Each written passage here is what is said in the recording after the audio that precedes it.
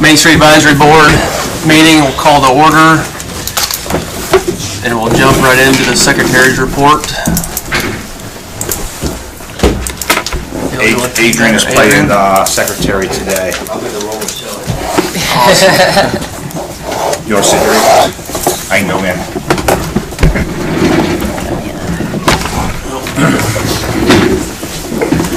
While Adrian, the Secretary, gets settled in, you just want to go ahead and start with the staff report then, Phil? Then we can go back. Sure.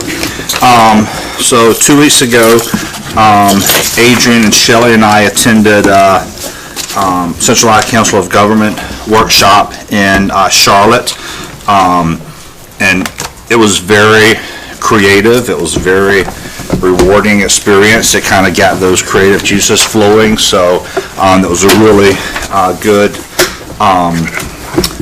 workshop to attend, and I think some good things will come of that, and I'll share some of those things in our next couple of committee meetings that we have, some ideas, some kind of quick and easy things that we can work on for some good publicity. The North Carolina Main Streets Conference was last week in Salisbury. Again, it was a great conference. The attendance was over 700, so they said it was the largest that they've ever had. So it was a really good workshop. One of the best things for me was sitting through the Main Street Solutions Fund. There's currently no money in that fund, but the legislative process for developing the budget, they have requested $4 million to be in that budget, and so if any one of you has good relations with local representatives and want to put a plug in their ear that this would be a favorable thing that Belmont could actually apply for. We do have, I think, a couple of projects coming up in the near future that has expressed interest in applying for the Main Street Solutions Fund, and because that's anywhere from was it 25 or 50,000 minimal? Do you recall? I think it's 25, but they like to fund larger projects up to a maximum of $200,000. And it's all about economic development and creating jobs, and so we're hoping that budget process does, when it gets approved, that it does include the Main Street Solutions Fund. A couple of new business possibilities in downtown, and some signed leases. We know that Mugshots has moved up to a shared space in the train depot with the beer and the bike shop, which has been really cool. There's been a lot of activity there in the mornings, so that's nice. So that left a vacant space next to Garibaldi Realty. Wendy has signed a lease, and so Melissa in Planning and I and Daniel Perry with FOG met with them earlier. Was it Tuesday? Yes, and Tuesday, Wednesday, and yesterday maybe. Two ladies who've had a food truck in Charlotte the last 5 years. Philly cheesesteaks. They want to open a permanent spot, and they like Belmont, so it'll kind of be more of a carry-out type of sandwich, and they're going to continue with their food truck and participate in our events with their food truck as well. And so that'll be going in soon. The other place is the General Hardware store. Matt is very close to signing a lease agreement with a new potential business there, so that's very exciting. We have the Lodge, which is now, I don't know if you've eaten there, the new restaurant kind of on the other side of Belmont Eye. They're now open for lunch. Really cool environment, and they've been very busy, and so that's been a great addition to having foot traffic up on the North Main Street side of town, so that's been very positive. Something that's coming up, and Adrian and I can talk a little more about this. A few months back, a group of really cool young millennials approached Adrian and the city wanting to kind of get involved and do a couple of activities in downtown Belmont, and so they came in with a couple of proposals. One is working with Cassidy at Garibaldi Festival, doing a kind of a mural down in the lower parking lot behind Sammy's, kind of paint by number, getting the community involved. And so they've been working with an artist and getting some designs, which will be really good, really cool. And the other, one of the other, well, there's a couple other projects, but the one that's coming up that I think that you would be interested in hearing about and even participating is called Engage Belmont. Danny's going to kind of serve on the committee. It'll be bringing people together, maybe contributing a little bit of money, kind of really engaging the community, looking at some quick, small, easy, creative projects to engage and kind of enhance downtown. So that's coming up, oh gosh, April 16th, 8:30 to 10, and it'll be at the new Tech Works.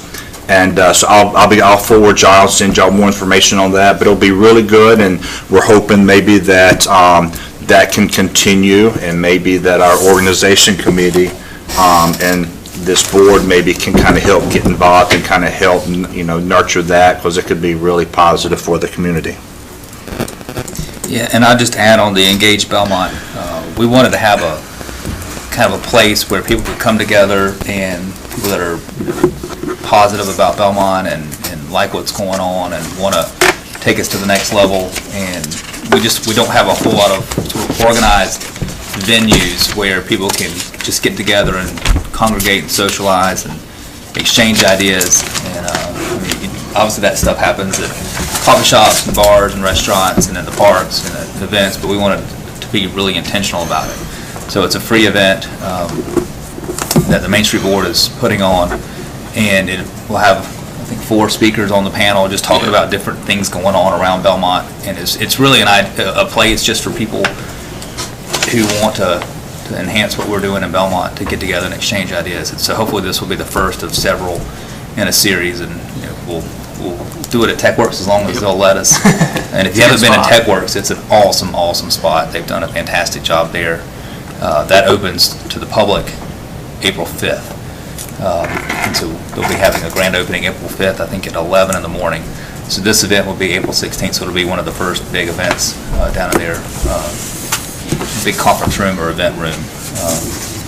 So hopefully all of you can put that on your calendar for April 16th at 8:30. At the very least, come support me on the panel. That's right. Yes. Ask Danny a lot of questions. Send all questions beforehand, please. How is this going to be? It's free. It's free. It's a free event. How is it going to be publicized on our website? Or It's been on Facebook for a while Facebook now. and flyers, and I've got to call them at 2:30 today, so I'll send all that information to you guys. yeah, we want to promote it. Can you say the time again? That's right. It's 8:30 a.m. until 10 a.m. So we'll have a call for Are we putting any refreshments. flyers in the businesses and stuff, or, 'cause I was gonna say, I haven't even heard of it until just now. Okay, well, I'm glad you came. Yes, we will be getting the word out. We didn't want to do it too early because then people forget about it. So That's this is true. about, you know, it's a couple weeks out now. Yeah. Well, I guess it's a month out. So, yes, you'll see Phil and his team out pounding the pavement, getting the word out on it. Sounds good. Anything else on the staff report, Phil? I think that is it, unless there's any questions about anything that I've left off. We're good. We'll skip back up to the secretary report. We have a motion to adopt the minutes from last month. So moved. All in favor? The minutes are approved. Let's just jump in right into the design committee. Big week big month last month. Hey, and big month. It's even sigh of relief last month. So it was, I'm going to sum this up. We had numerous meetings. Let's call it that. Kiosk and a box art wrap project are our 2 focuses. The kiosk, just to catch anyone up who was not at the city council meeting, the city council did approve 2 electronic kiosks, one at Stowe Park and one in front of the Belmont banner. And at this point, the phase that we're in is that our subcommittee is meeting often, maybe even weekly, to talk, to work with the software designers because this is a custom design thing, so that everything is getting all the content and getting everything lined up to look the way it needs to look and operate the way it needs to operate. So the other thing we're thinking about doing probably next week is we're going to look into speaking with an area photographer in regards to capturing some stock photos of the city, because it will help we want to incorporate some photos both on our track loop and also on the home screen as a background.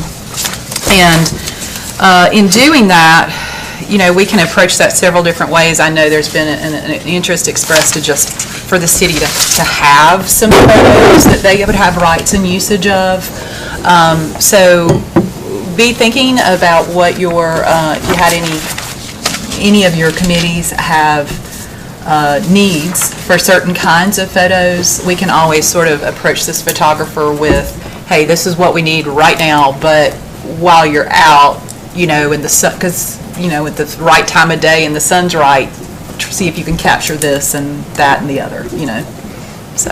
And recommendations for any particular angles or shots of the city that would be beneficial. Just whatever from your perspective you have needs for, let me know, and then we can sort of coordinate that all in an ask that maybe can be fulfilled over time. Be good to get that this spring when everything's blooming. Exactly. We've had a little bit of rain, so everything should be lush when it blooms. Yeah, and we've talked to one photographer that we're going to meet with who is, he doesn't live in Belmont, but he lives very near Belmont, and he was, of the mind, hey, if it's, going out and getting landscapes, things that don't really involve setups with people, he's like, I can just sort of come at the right time of day and then just do it through, he wouldn't charge by the day. He would just come when the time is kind of right to do it on his own, and that way he can really accommodate more. So we think that's a really good approach. Yeah. But yeah, just email me or tell me after whatever your thoughts are, and I'll add that to the list. The meeting will be next week. Yeah. We haven't set up a specific time yet. I'd like to get some photos of the events the promotion committee's doing, Friday Night Live, and anything else that we're doing. Yeah. That's one of the things that we're looking at, stock photos for advertising this year, and we don't really have anything, so. Yeah. Be good to get photos with people. Right. Yeah. Having to get done. Being active. Yeah. Okay, and then the next project to discuss from the design committee is the art box wrap. That's the traffic signal boxes and utility boxes that we were proposing to have wrapped with original art. And Phil, is this something I should talk about here in the Main Street? And then maybe make a... Okay, so we'll talk about it in both meetings. So to talk about the project a little bit, I have prepared a small PowerPoint presentation. It's my new friend. Jamie, will you assist me, please?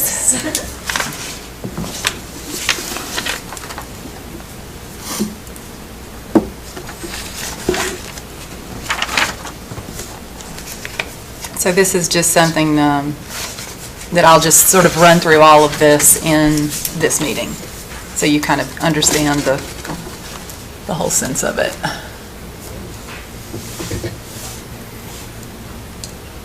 All right, so the Belmont box wraps, this proposal. So this would be, we're structuring this as a contest that would seek original art submissions, and we would want to wrap any kind of unsightly box in our 3 districts. We're looking at signal boxes primarily, but there are also some electrical and utility boxes that would be on the list. It would be open to artists, photographers, designers, and artist teams. So we're really open to any kind of art that would translate to a digital 2D medium. And these boxes would go, again, across the 3 districts. We're looking in specific at 7 different site locations that we're proposing. Actually 8 boxes on those 7 different site locations. 2 of the boxes are so close together, we're treating those as one. And those would be wrapped with a high-quality vinyl that should last like 7 to 10 years, would have a UV rating to do that. And the winners, quote, of the contest would be given an honorarium like of $350 and invited to attend the wrap installation, and whatever we can do to make it more to promote the winners would be great. Get in the Gaston Gazette or something. Yeah, we can talk about the best ways to do that. Here, if you haven't seen any of these in other cities, here are some examples of what some other cities have done. It can really take different looks. Like this one down here on the bottom left was the city of Lewiston. That was done by a school, and they contacted some historical folks and got some historical photographs, and then in graphic design put it in, and so it can really be a lot of different things, and that's promoting the diversity of what you can call art and how different art looks is part of the point, as well as, of course, to identify and beautify the public spaces, and in particular to help with our goal of promoting the 3 districts with their distinct identities. Since some of the districts haven't truly fully developed their own identity yet, we went with some themes that were a little, more obvious. So the theme that we're going to say for artists is anyone who chooses one of the boxes in our historic downtown district we would ask for that art, that concept, to have some sort of relevance to rail. So for the Chronicle District, we would ask for any of the art for those boxes to have relevance to innovation. And for the River District, water. We felt that was left enough freedom for those communities and those districts that haven't fully developed to still have the freedom to do that without imposing something on them. So the 7 locations we're looking at would be for the historic downtown, it would be going down Main Street, starting at Todd, and then going to Woodrow, and then on to City Hall, which is a large one right there. And then since the box at Stowe Park is actually on the list to be incorporated in another structure, and that might be changing, we skipped over the Stowe Park box to do the one at Myrtle. And then for the Chronicle District, we're proposing 2 boxes on Catawba Street, the first one at Catawba and Glenway, and the second one at Catawba and Park. And then for the River District, that choice is a little more difficult to find appropriate boxes. They really only had 1 signal box, and it's not visible from the sidewalks. So we're proposing for the River District to get approval from AT&T, who has these 2 utility boxes right there at Frady Field, and that's very visible from both directions, and they're huge. And Frady Field could use the love. So, so we feel like that's a really good. I guess we're still trying to get permission for that. So I got a contact from David Eisenhower at AT&T Monday morning, and I emailed him and still waiting for a response. And my goal was to try to follow up with a phone call yesterday, but then I never got to, so hopefully today I'll actually maybe follow up with a phone call. So that would be our proposal for the River District. If this doesn't come through, I'm not really certain that there's an option for the River District, which would be a shame, but that's where we are with that. As far as submission and selection, we're wanting to promote this as soon as possible. so that it gives the artist, you know, enough time to create original art. And if we can get this going like after today, if that can happen, then our submission deadline would be June 20. And at that point, our design committee would select like the top 3 to 5 selections per box. And then we would have those printed off so that, and put up for public viewing during the Red, White, and Belmont event, so that the public could get engaged with what's happening and make their vote on which ones they like. And then we would come back and the design committee would assess, you know, incorporate those votes into our votes, and present to the advisory board on July 18th our recommendations, our finalists. And then if we wanted to take that in front of city council for their approval, then August 5th would be the date for that. And all of this work would be submitted digitally. So we're going to provide templates when we put out the call to artists, so that everything can come back to us digitally. And it should, if they do it to the template, which is the request, it should, you know, work seamlessly, because we've been working with the company that we are talking to propose the wraps who have handled doing the templates. This would be open to North and South Carolina artists, photographers, graphic designers, and artist teams. And of course, this is all that we're asking them to do, like not contain business promotion or advertisements, you know, must be family friendly. Ideally, the artwork will actually cover all sides. There may be one exception on a couple of those boxes that, you know, really can't get to the fourth side. We wouldn't be doing top or bottom, but just the sides. And the idea being that as far as vandalism, in reading about the way other cities have done this, is if you create your design to be not have any vast open spaces, it actually discourages vandalism because it's already kind of complicated. So we're asking people to be thoughtful when they create their art in that way as well. And for what we're asking for rights and licensing would be for the 7 artworks that are the winning artworks to have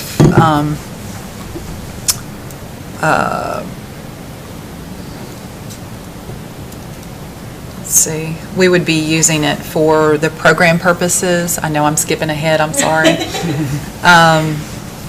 And let's see, reproduce for the purpose of box wraps and ongoing promotion of Belmont public art and PR is what we're asking for as far as rights and licensing with that. Cool, man.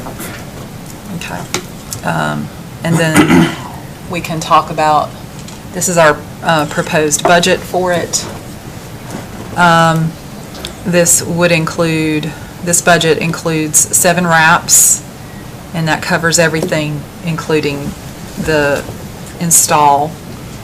And it has, we're proposing 7 artist fees to be paid. And if one artist puts in an original piece of art for all 7 and they win 3 of them, they would be paid $350 times 3. So it's per art concept that wins. And then we've put in an amount there for advertising costs, assuming that we might do some some Facebook ads and things to promote it. And a little bit for the printing and mounting for the Red, White, and Belmont. Wow, that's really hard to say. And the last thing on this budget is a form builder and file transfer service. And if the city already has something that does this, let me know. But one of our design committee works for the Mint Museum and did some research on what kind of services usually handle this sort of thing, just so that we can get these digital files, like we can put this out there, this information, these templates, and get these files back to us. And so she came back to me with a few different services, and this service called Woohoo, we can get a year of this service, which includes not only a form builder so that they can enter, but it also includes the file transfer, so that once they're done with their digital file of that 720 DPI, they can upload it for us. So it should be a seamless process and easy for other people to do, and that would be a cost of roughly $170. It might be less than that if we do it through the DBDA, because I think there is a way that they do a discount for nonprofits. But that would be a service that would be available to us all year. So if there were other things that were happening, that would be a benefit to other projects as well. So that is where we stand, and do we want to? Make a recommendation. I think we'll talk So, budget on the next meeting, right? yes, So, okay. you don't have any questions about the project itself? Cool. Okay. Feel like I- Does there need to be a motion made to move this to the DBDA agenda to I don't discuss think so. now? Well, does she just do it during your report on the next one? Okay. I do have one other request, is that if this does get moved forward, that maybe I can work with you, David, to figure out how, I'd like to put this on the Facebook page. So just working with me to let me know what I need to do to promote it in the ways that we can as well. And then the only other thing I'll put on here that wasn't on the agenda real quick, which was March 28th, the Parks and Rec Department is doing a public input for their master plan. So if any, and that's at Gaston College Kimbrell campus, 6:30 to 8:30, and PM. PM. And our They're not quite the early risers. so if anyone here wants to go there for whatever purpose or in support of the dog park, you're welcome to. So, that's it. Thank you. Thank you, Angela. Let's jump into EV. Mark's had a busy month as well. Right, yes. All kinds of exciting stuff going on. It has been. In fact, we've got a called meeting on the 26th, which is not even our regular meeting date, because we've got a lot of things going on and we have some good momentum, and we didn't want to wait a month to meet again. But we're in the process of following our work plan and updating the business inventory. We've got a nice start on that, a spreadsheet, and we're constantly going to be updating that, just like some things Phil talked about today. Well, there'll be some changes there that we'll need to make. So it's gonna always be a work in progress. And we've also developed some interview questions. We're going to interview. First of all, we're going to interview some select businesses in Belmont, just kind of a handful, using this survey, and then we're going to open it up to all the businesses in Belmont. I believe, if I understand correctly, Phil, we now have a Survey Monkey that we can use to do that with. We've already got the questions ready to go. And that in fact, we're doing business interviews Those are this started. week. So I'm looking forward to that, and looking forward to the data that we get from that. It's all about recruitment and retention, and what businesses, what their perspectives are on various things. Be happy to share those interview questions with anyone that's interested. We also have something that just came up, talk about economic development. Thanks to Dick Cromlish, we have a meeting scheduled with Donnie Hicks, who is the Executive Director of the Gaston County Economic Development. And I think he's got like 30 years doing that, 30 years experience. So, he's kind of like the guru of economic development in this area. And we are going to meet with him on March the 27th at 10 o'clock in the morning at the Visitor Center up there near the McAdenville Road, and like you're turning right to go down to Lowe's.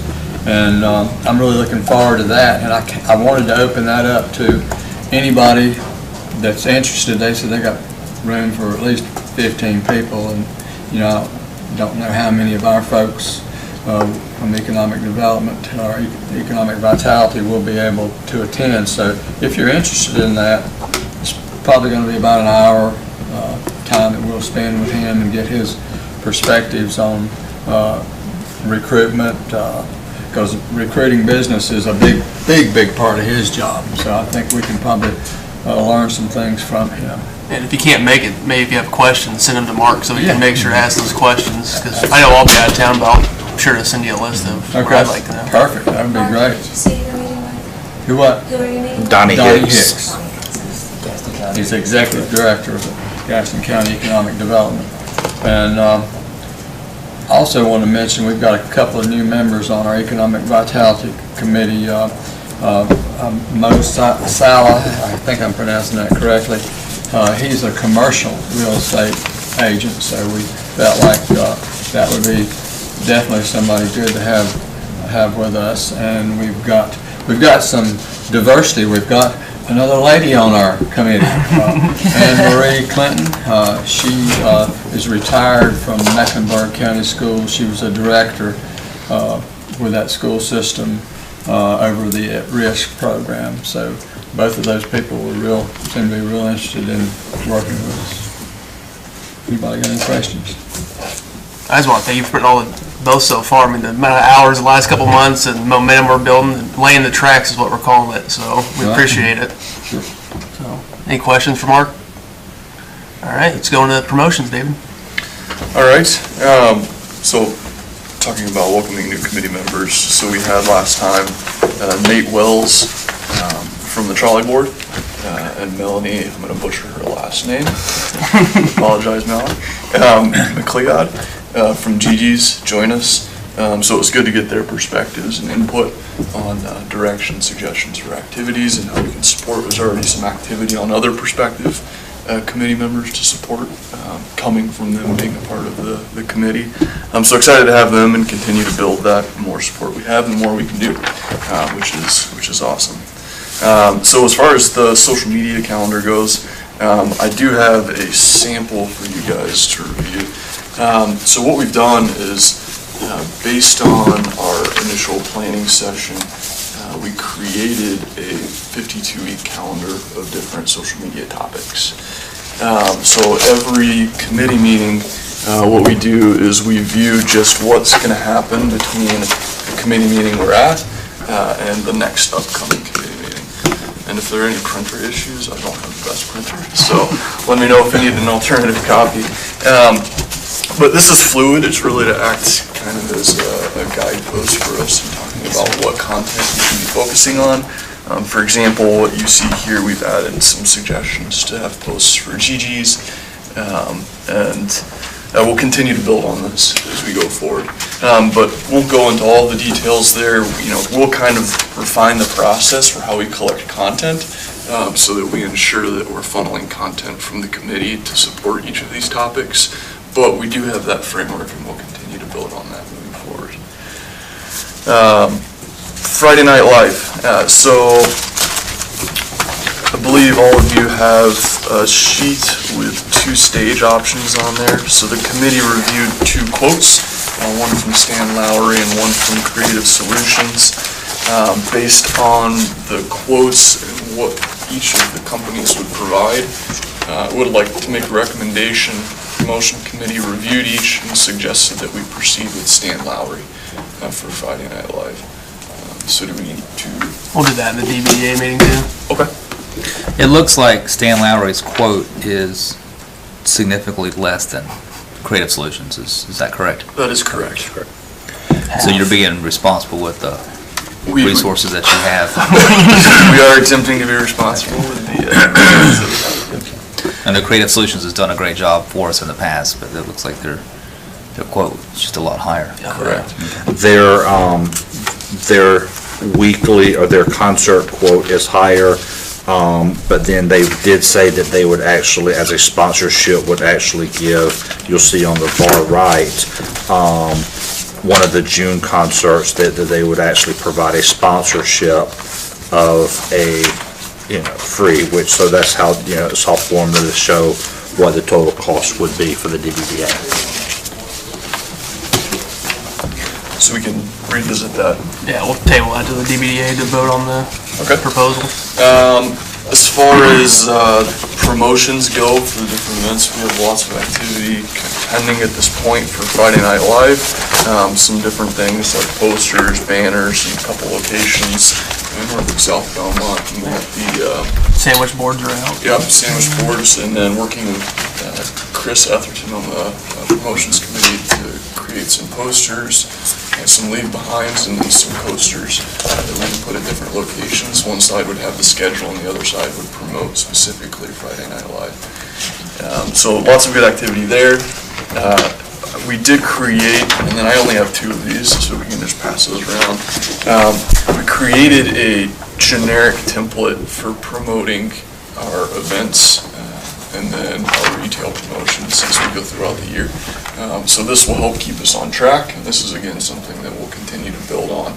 So if there are any suggestions as you're looking at that on different outlets that you see that we could incorporate or contacts that might be beneficial, please do pass those to me. And we'll take those into account. On the volunteer side, so during our planning session, we reviewed some different options to figure out how to, assist our volunteers in making maybe the time slots a little bit more palatable, so that we can encourage more volunteers to sign up and participate. So one of the things that we were looking at is adjusting the time slots to be potentially 5:45 to 8 and 8 to 10:15 as 2 kind of broken out time slots, so it's a little bit easier for those potential volunteers. Also at our next promotions committee meeting, we'll talk through some concepts to partner with different organizations, departments around the city, or with schools, and potentially do a 50-50 split with them and trade off with them assisting as volunteers for the event. So more to come from that after the next promotions committee meeting. The thought behind that was like having the school, like South Point has a PTA, and having them, if we did the 50-50 every time anyways, if they did the 50-50, they'd have to provide volunteers, X amount of volunteers, whatever that's decided. That's a way to get more volunteers, community involved, more people downtown. It's just a win-win-win. Same thing for maybe 4th of July, or do the fire department, the police department. I mean, it's some pretty logical stuff that we just need to start to execute on, so David's run with that. I want to add one other kind of promotion activity that will take place. We've been doing the light projections at some of our events, and we actually have been renting that light projector, and so the city approved the purchase of a permanent outdoor projector. So that has been ordered. It is now in. So hopefully I'll be picking that up tomorrow after the check's been cut. Public Works will help install it permanently on the light pole, and so we'll start getting some permanent promotions for our activities and just of the city in general. So that'll be pretty exciting. So, yeah. Any other questions for You David? still have Nick and Priyanka's slide? Actually, no, they wanted that. So. It's not to say I still have the file. We can make another one. Put it up on their anniversary. Yeah. One thing I just want to talk about promotions wise too is one thing that we've been talking about is a lot of the social media sites right now are Main Street Advisory Board / DBDA. One thing we need to start doing, I'd say as soon as possible, is separating those out. DBDA needs to have its own social media presence. The Main Street Advisory Board needs to have its own, and then we'll work to really define what's going to be posted where. I think that's going to eliminate some of the confusion from us. If you're an average citizen in the city of Belmont, you don't know who's putting on what as far as some of these events, and we need to distinguish who's doing what, so that's something we'll be working on here pretty quick before these events get started, so. All right, organization committee, Phil is. Organization, yeah, I'll kind of, so I've, you know, we kind of have now we have our design committee and promotions, and now our EV is really strong, working on some things, and so, you know, we actually made a change to the organization committee, because we needed that degree of separation from the DBDA versus the Main Street Board. And so since the organization committee of the Main Street program was actually the executive officers really meeting, so we made that degree of separation. So I've met with Phil a little bit and trying to toss out some ideas to try to help get him, you know, encouraging him to be, you know, kind of show a little more initiative and trying to get some things going.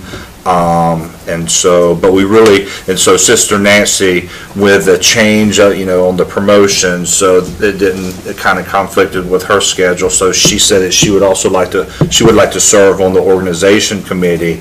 Awesome. And so basically the organization, I guess, right now consists of Sister Nancy and Phil. And Shelley said that she would like to serve on the organization committee, so it will be helpful if we can get some suggestions or recommendations on some other committee members to serve on the organization committee, so we can really, you know, kind of start operating and kind of, you know, because it would be great for the organization committee to really run with the Engage Belmont, because that's all about developing the partnerships and collaborating. And so just kind of put your thinking cap on for some potentially new good members that we can recruit to serve on our organization committee. And that's one thing too, that's why social media separation, the Main Street Advisory Boards, I mean, that's something easy. We can put out a post, call to action, volunteers needed, right? Or volunteers wanted, if you have experience in this, and this is what we're looking for. So just another reason why we need to separate stuff out a little bit. What's the meeting time for the organization committee? Phil, well, it was the first Wednesday at 8 o'clock, I believe is what he. Okay. And I think that was the original. Yeah. That was the original, yeah. And so for when it was just the executive officers meeting, so Phil said that we would keep that, but yet last month there was I think he was out of town. There was a conflict, so we really haven't gotten up and going. Oh no, so we do have Agrofoil Development, the managing company that's overseeing that. The manager of that management company. Actually, we've recruited her. She reached out to me wanting to get involved in the community, in the Main Street program. And so, you know, I kind of communicated the different boards, the committees that we have, and so she said that she would like to serve on the organization committee. So we actually do have 3 members, so, but we need more. All right, we'll move into the chair report. There's no other questions on organization. We have the work plan printed out, and just kind of as you guys were going through, I was just checking boxes, to be honest. And every committee, we're checking boxes, which is one of the critiques we got when we had the review was we don't have timelines and stuff like that. But one thing, that's what I'm going to be not holding accountable. One thing that I'll just keep talking to you guys about is what are we doing to keep moving forward. And right now, we have all the momentum we need right now. Just got to keep pushing forward and making sure we're on task. And I can't say much other than great job and thanks. So we'll continue with that. One thing I would just like to put in the minutes is just a reminder of the bylaw on attendance and communication. It seems like each month, we're in March now, and there's several members that I don't think have attended one meeting yet. We had how many people interview? Do you remember, Jamie? Over 10? Yeah. So we've got community members that want to be involved, and we have momentum and passion, and we want those members on our committee. I believe the bylaw is 3 meetings. You have allowed 3 meetings without communication to Phil or I, so there's some members we need to sit down and talk one-on-one on and see what their real interest is, because we want committee members that are engaged and want to help out, and it's not just a LinkedIn profile, resume builder. This is real passion, so just want to let you know I'll be following up with that. So, is there any other new business? Mr. Nancy's got something. Okay, no, go ahead, Sister It Nancy. just really isn't new business, but I had lunch with Bill Karstafen earlier this week, and one of the things he commented on was how much he loved the lights on the building, and he was happy it was beyond Christmas. But he did say, he said Belmont is the town to imitate. He said you all are doing such great things and have a lot of, he said, so everybody else in Gaston County wants to be Belmont. Which means we need to up our game. Yep. Target just got bigger on the back. So was there any other follow-up that he would like to assist in? No, he's got his own stuff going on. So if you don't know Bill, he is the president of Far Yarns, and so they're doing a ton of work in McAdville. Yeah. If you haven't been through downtown McAdville lately, you need to go. Yeah. So that's a good compliment coming from him. Yes, Yeah, Thanks for it sharing really that. is. And so they're interested, one of the things he and I did talk about was trying to get the merchants to kind of do some things, and so I may be working with them some on that, since we now have two businesses in McAdville, so. That's great. Thanks for sharing that. I'd recommend a community bike ride from Cherubs to the new spot in McAdville in the morning. That'd be great.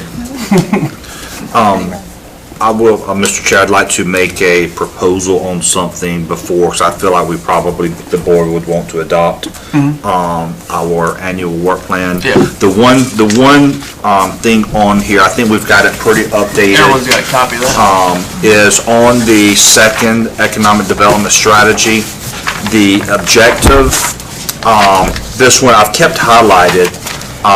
So on the second page, the last objective is the walkability metric average increased by 10%. This was something that was recommended by Sherry when she was listening to us talk about, our work plan and things we wanted to accomplish. And so I've had a couple of conversations with Shelley, trying to figure out how do we go about getting our walkability score. So earlier this week, so I've done some internet research, and I finally came across something where you could type in your address to find out what your walkability score is.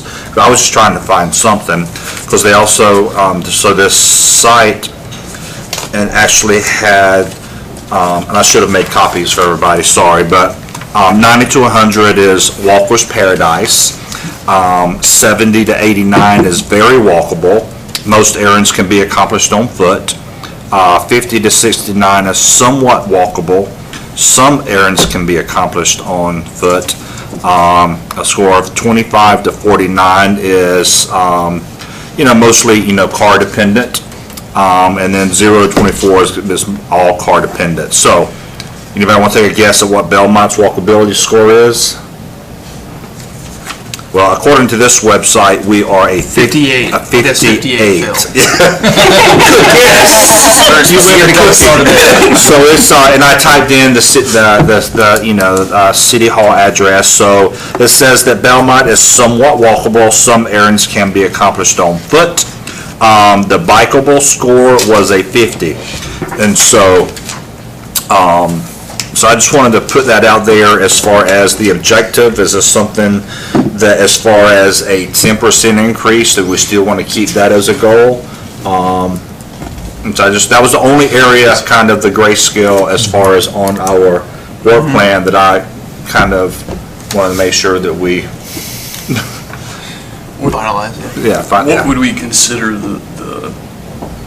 so understanding the metric and kind of the outcome and how it's defining that, what would be the specific changes or the cogs underneath that are accessible, that we could use to improve that 10%, just to better understand that? When I hear something like walkability, to me, a lot of that is infrastructure, and to make a swing 10% in 1 year when we're talking about something that could be largely influenced by infrastructure seems like a daunting task. So it might still be appropriate. There might be other cogs that we can turn that I'm just not. I think a lot of it too is diversity of what's downtown, right? So there's now, I don't know when the last time that was updated, but there's now specialty grocery stores, so it's all about convenience, right? Yeah. So it's retail, it's groceries, it's restaurants, it's you name it. And I'd argue right now the walkability, like when we were at that meeting, the walkability score was more, how do we connect three districts together? How do we, the safety and promotion. Signage and actually promoting how do we get that it the is three walkable. connected? Yeah, so that was one thing we could do. Signage was a big one. But I think to your point, if we're gonna go Yeah. by someone else's Their metrics score, we need to look at what their Their metrics metrics are. are, Because right. if their metrics are that intersection is safe, we have no control of that necessarily happening in this next year. If their metric is that, but obviously if we're, a bank and things like that, it just puts a lot of, more of a target on certain things that we might want to. And also you have to, and I had to type in a physical address, and so I put City Hall's address. Well, it So makes it's sense. not, yeah, so it's like, Yeah. it's kind of the center of downtown, so. But I think it's fair to benchmark off that same address over time. But exactly, I would say, if it's picking up on business, specific businesses that are registered within its system, Right. then that's the primary way that it's calculating that, then it would be good to know that that's what we're using to ultimately drive that metric. And I agree with Angela. I mean, some of this stuff is out of our control. I mean, when you look at the strategy and all that, connecting those districts, trolley and all, and the intersection, I mean, there's not a whole lot we can do. Yeah. It sounds As a like, committee. yes, and some of that, I mean, if it's talking about what you can do when it's on foot, then that seems to be, looking at the business mix and what can you do. Right. And I think benchmarking from City Hall is probably, because you're focused on downtown, so it's Right. probably a good location. And then it's just a matter of, recruitment, but also going to the planning board, city council, and meeting with the planning department on some of these infrastructure improvements and the business recruitment and sort of advocating or pushing Yeah. for more walkability and Yeah, diversity of 'cause development. like the post office, that's very walkable. Right. If something happened and a new one was built out, Out on the down highway, Wilkerson, yeah. that would probably, I would say how that could decrease the score, so. Well, and the same with, I guess, these offices moving to Public Works could decrease the score as well, right? Potentially. Depends. If people are, certainly if you're going to be paying your power You're paying your bill. walk, yeah. So, If you live downtown, you could walk here to pay your bill. Of but course, if we also you- encourage you to pay it online. It doesn't help our school. Okay, so we'll look into the metrics of the equation on how that's done, but I think we, like Adrian said, we do have influence. Just a matter of how we use it. Attending Yeah. other meetings, planning Education. meetings, Yeah. education, you name it, so, So we're good with 10%? yep.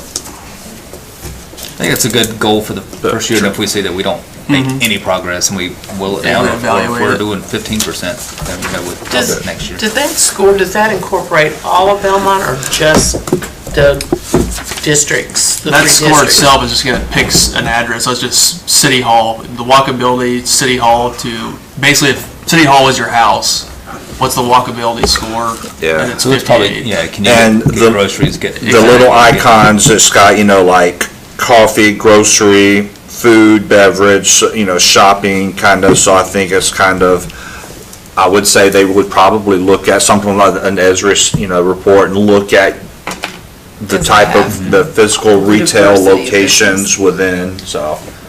I mean, so it's it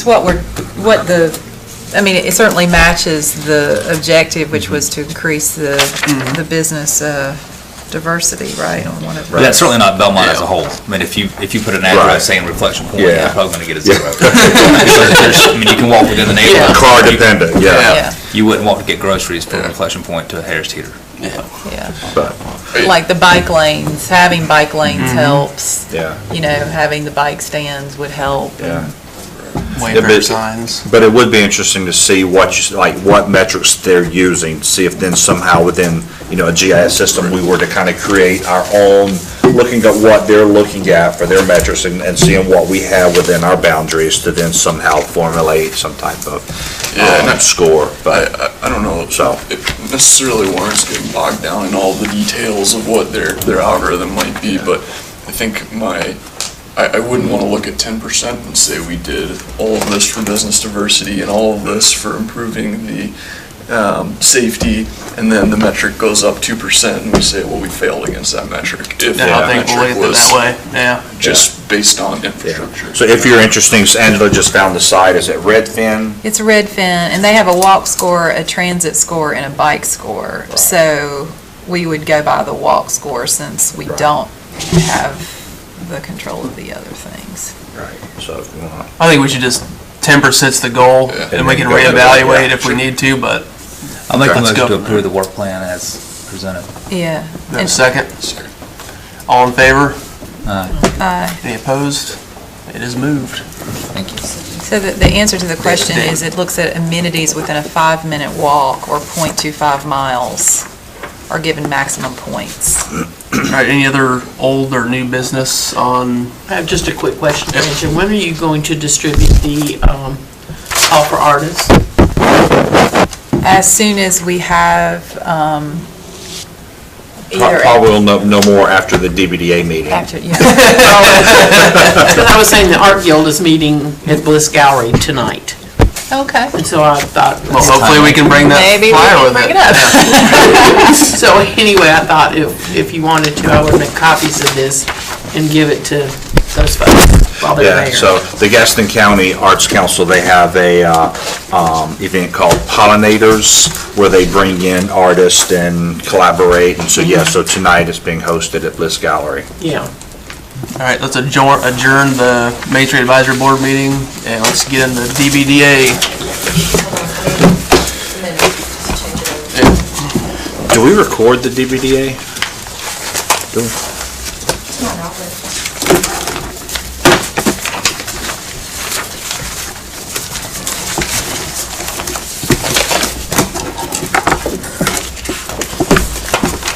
Promoting transparency. Point where we feel we've added things, we could check these sources to make sure that they're reflecting all the new businesses too, because it may not be reading. All right, let's call to order the Downtown Belmont Development Association. Let's go right into the Secretary's report. Thank you, Mr. Chairman. The minutes from your February 21st meeting of the DBDA are included in your packet. So you can take a look at that and entertain a motion to approve those minutes.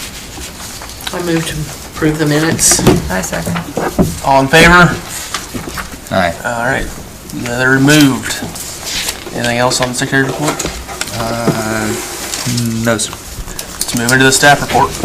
All right, staff report, sponsorships for the DBDA / Main Street Concert Series. We've had a couple of sponsorships, which have been good. So the city approved an annual $20,000 sponsorship of the DBDA annually, which would include Friday Night Live, Nightmare on Main Street, Christmas Village, and, you know, any other activities that we take on. So that was very generous of the city to offer that support. The Belmont Tourism Development Authority, I did a presentation to them for a headline sponsorship. They voted and agreed to provide a $3,500 headline sponsorship to the DBDA. Then further conversation carried that to just an annual sponsorship of this organization and the work that they're doing. So that if we had, you know, 'cause we basically said we have a room for 4 headline sponsorships. So the BTDA said that if we had 4 other organizations or corporations that wanted to be a headline sponsor, that we do not necessarily have to list them as a headline sponsor, but because they were going to support this organization and the work that we're doing. So that was a very generous offer. We have Standard Distributors basically has said that they would continue to sponsor us, but they'd like to set up a meeting. And so Adrian, that's my understanding that Adrian is good friends with, is it Tim? That, so Adrian and I need to set up a meeting with Tim and go visit just to kind of sit down and say hi. So but I've been told that they would again provide a sponsorship a headline sponsorship for the concert series, which again would carry out through the entire year. I sent out, you have your application, you have one of these in your file, sponsorship application, and I need to, I'll email this to you electronically as well. I meant to do that previously. I developed a list of corporations around town, developed a nice little letter, sent them one of our sponsorship applications. Unfortunately, I have not heard back from any of them, and so I'd like to send you a list of those corporations, so that if you know someone, there, that if you run into them, our organization sent you an application, we would really, appreciate some type of support. So I'll send that out. I'll email that to everyone today. I also wrote a grant to Caramount Health. Sent them, part of the packet was, sponsoring this organization. I requested a $15,000 support, so I wrote in, a title sponsorship request to Caramount Health. That was submitted about 2 or 3 weeks ago. Of course, it's for their new fiscal year, which starts July 1. And so I'm not quite sure when I haven't really found when they're going to provide, who the recipients of their grants are. But I did write a grant for that. The Community Foundation grant, I have communicated with Aaron, who oversees those Community Foundation grants.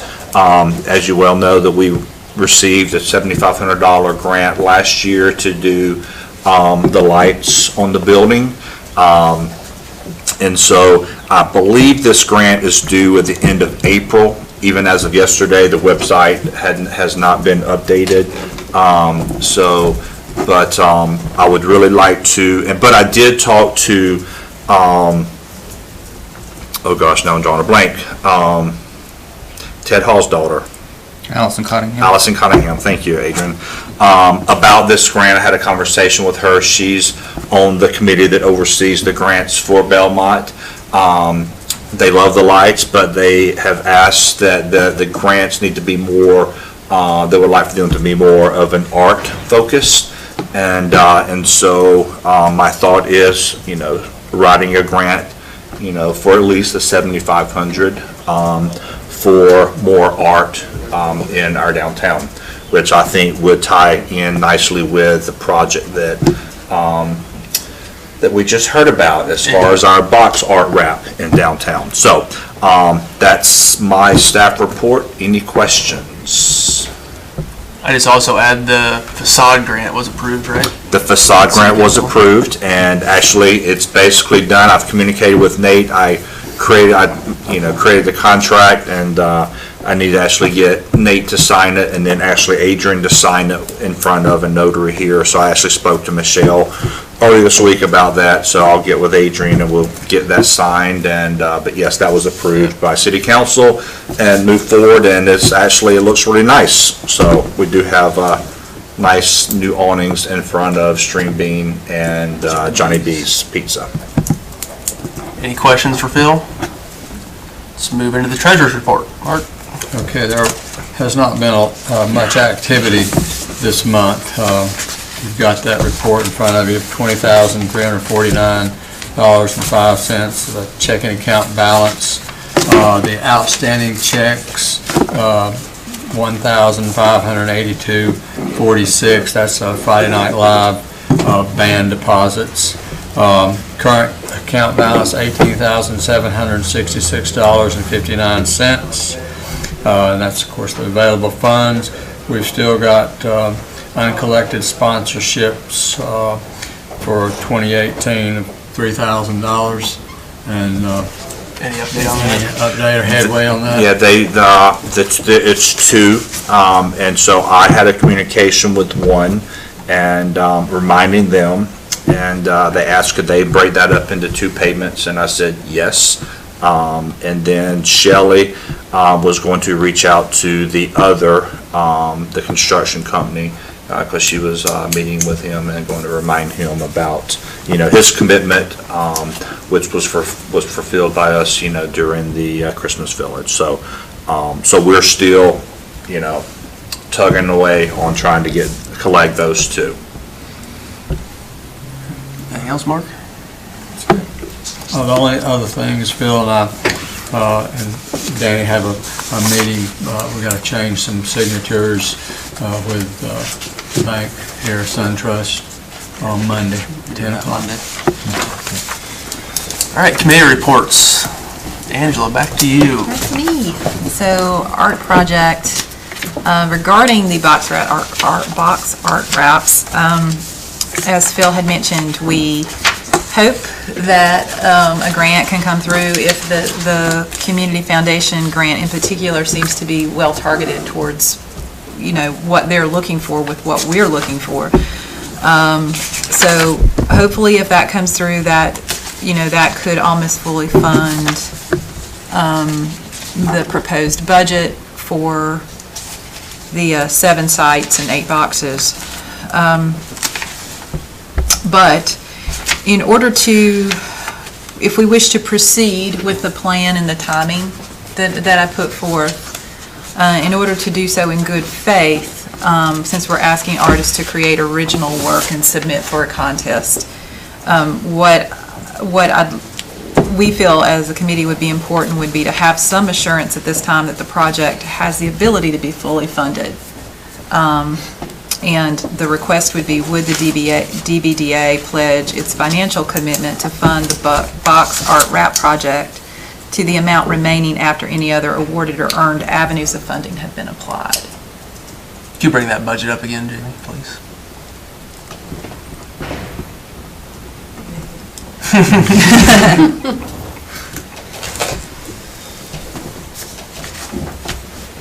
While she's doing that, what's the confidence level that the Community Foundation will come through with the grant? What's your thoughts? Well, that money is dedicated for downtown Belmont, and probably Adrian and some of you could probably, speak to that more so than myself. All I can say is, again, my conversation with Allison was that they would like for that to, those funds, that grant, to be used more for art in the downtown. That's what they would like for it to go to. And was she talking downtown, is she talking Main Street, or is she talking all 3 districts, which we've got proposed here? Well, I think when we say downtown, I just don't know if that's her. All 3 of the districts. It's for, Adrian, I guess it's not, that grant is not, I guess it's the city limits, I guess it's for Belmont, right? So I think that it would be a strong application. This would seem to fit with what they're looking for. Can I make a comment from the audience? Yeah. Well, you're a board member. I know, but I didn't know the hierarchy. You just didn't want to sit here. People park their cars in the same place, things of that sort. Basically, this project won't go forward unless you can give that assurance, is basically how it is, because the time frame. The only question I'd ask of Mark is, and it might be a hard question to answer, of that fund balance, how much of it is restricted, that's obligated to future bills? How much of that fund balance is kind of unrestricted? Does that make sense? In other words, when you sit down and do your budget of this 18 or whatever thousand, you know right now that so much of that has to be paid for something that's a coming obligation. Is that something you can discern from that, or is that, in other words, budget-wise, does that make sense? Discretionary versus what's already fixed, yeah. Correct. How much of it is a discretionary fund, and how much of this 18,000 or so you're going to have bills for, and that kind of thing? But honestly, in working with Angela, this project won't move forward unless you can give some assurances today. And Mark, I'd like to jump in first. That's something that I have been communicating with Danny. I feel like this board really needs to have a fully developed budget so that we can actually plan accordingly to the direction that you're going. I think it's very important for us to look at how much money we're bringing in, what our annual expenses are for our events, but then, because I feel like this board really should be making some commitments such as this, as far as having that impact into the community, because I feel like that's going to make a difference when we continue to go out and ask for support. Yeah. So that they see that we're investing more into the community instead of just throwing a party or putting on a concert. And so as far as kind of just big picture, so it's hard to directly answer your question because we do not have a fully developed budget. And that's just something Which we're meeting with on Monday. So next week, Danny and I are meeting to start really try to lay the tracks on, to develop a budget for us so we can really start looking and planning and looking at projects to implement, for this board to make an impact in the community. But overall, and I wish I may have it in there. I'm trying to. Overall, when we were meeting with the city council, as far as putting forth that $20,000 request, the concerts, Halloween, and the Christmas Village, I'm trying to think, Adrian, do you recall what those numbers were? I'm trying to think, the cost of that was it 90,000? I believe that's close, and you covered your cost. We covered our cost. So as far as sponsorships to make ends meet, we actually raised 30,000. 30 to 40,000, because then the rest was made up by beer sales. And so, It looks like you ended last year at about $19,000 to the good, and that's still with $3,000 uncollected. So that's with, after paying everything for the concerts, which clearly was your most expensive right. endeavor.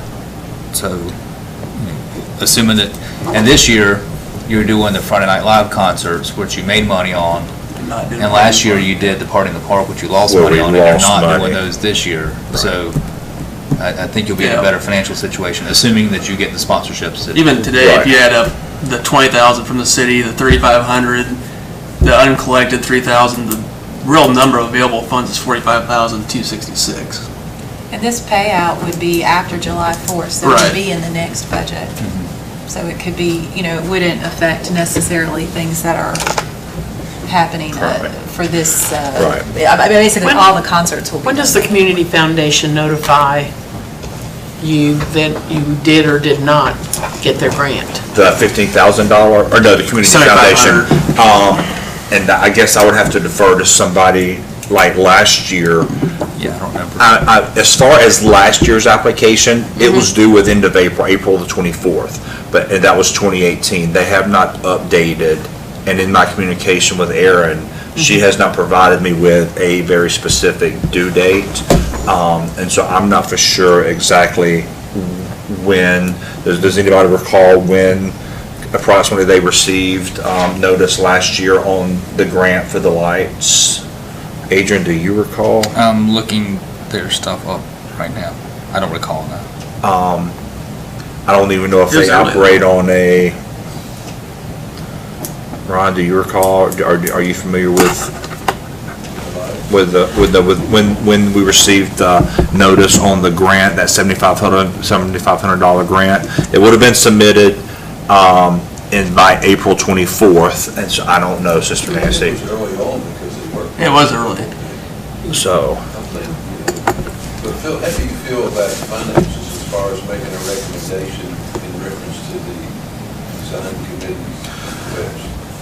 I feel comfortable knowing, because currently right now we've paid the deposits for the concert series for our bands, and so knowing that we have money coming in already from the city, the Belmont Tourism,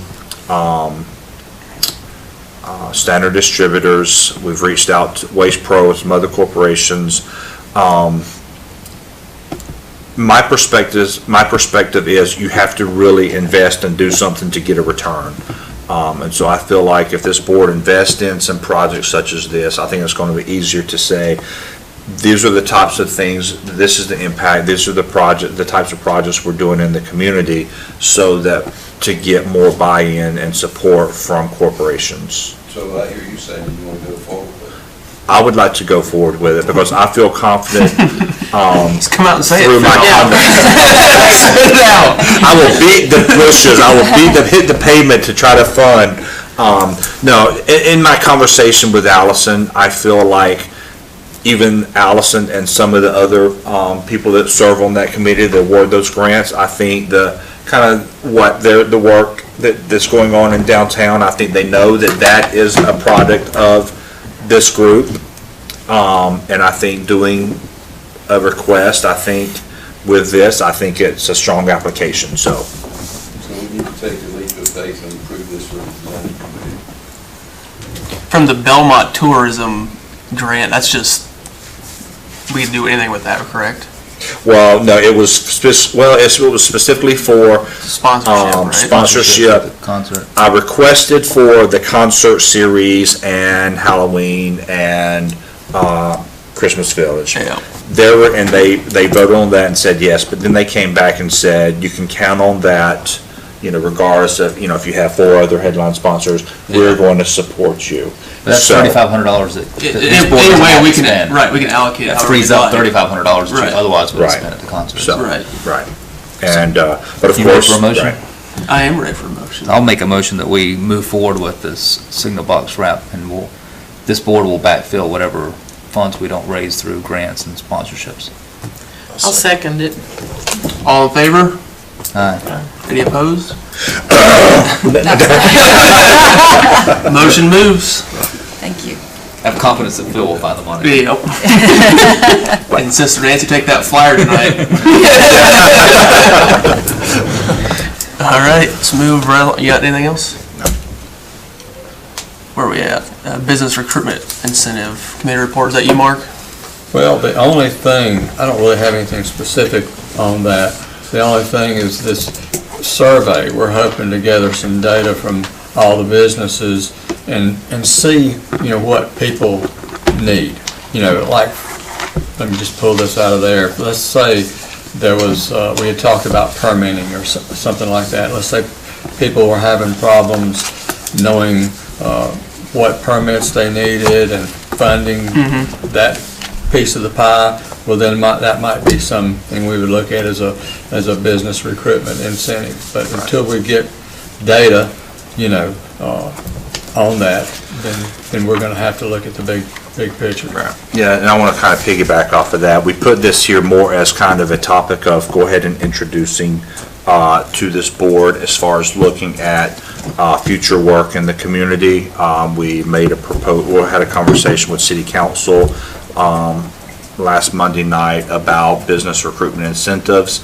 And so I would like to just put that plug on this board, as well as looking at in the future, if we start generating money or have additional resources, to also somehow provide some type of incentive, what it may be, as part of business recruitment.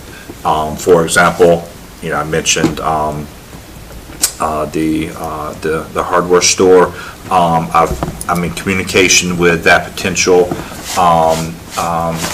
business that's coming in, and even as of yesterday, we had a phone call. The numbers that they have received as far as redoing the floors to try to do the build out was excessively higher than what they were thinking, and so I hope that's not a deal breaker. But at some point down the road, it would be nice for us to be able to somehow, not a large amount, but be able to help invest in recruiting, strategic, businesses that we want to see in our downtown. So that was more of a plug for this board. Yeah. David, get your... Yep, so I'd like to carry over the recommendation that we proceed with Stan Lowry and their quote for $37.50 for the Friday Night Live stage. I'll entertain a motion. Motion to entertain a motion. Second. All in favor? Aye. Any opposed? It is moved. Stan Lowry is the guy with the stage. Stage guy.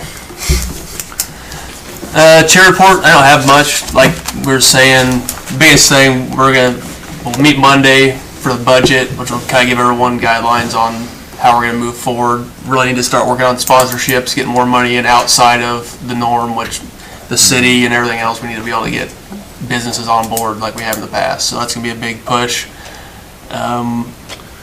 Like you said, the biggest thing is business recruitment is how can we talk about permits and leases and all that stuff, how can we help? And hopefully, I don't know if one of the questions on the survey is, what are your biggest startup costs? I mean, a lot of these people are independent business owners, they don't know what they're getting themselves into until they've already leased the building, and then their eyes open up when something goes wrong. So, I mean, that's a question we ask existing business owners, what problems did you guys run into when you started up businesses? So That's a direction that they're going. So it's And good. part of all that is, people will say, hey, I want to open up a pottery store. And they know a lot about pottery, but they don't know squat About about business. what they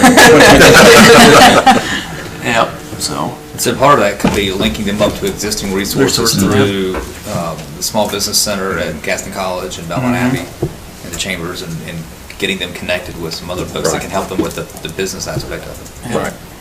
Maybe put on a seminar too for small business if you Yeah. even have interest. So.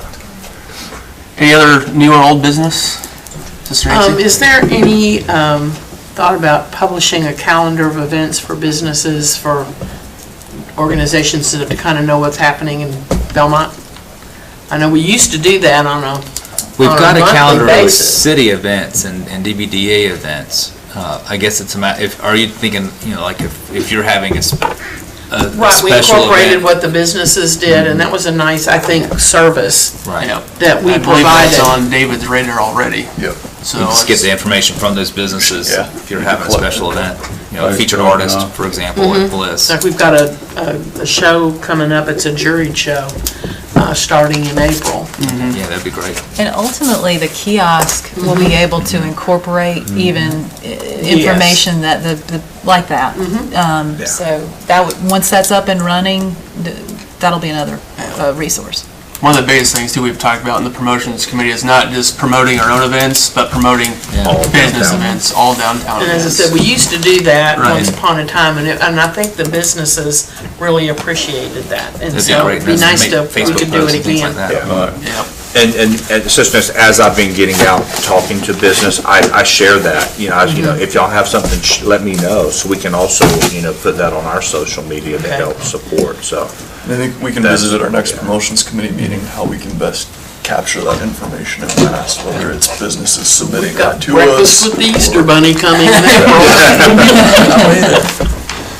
All right, any other, I would just add, you mentioned that you're going to talk about the budget for the DBDA. The city's budget process really kicks off Monday evening at 5 o'clock at the police department.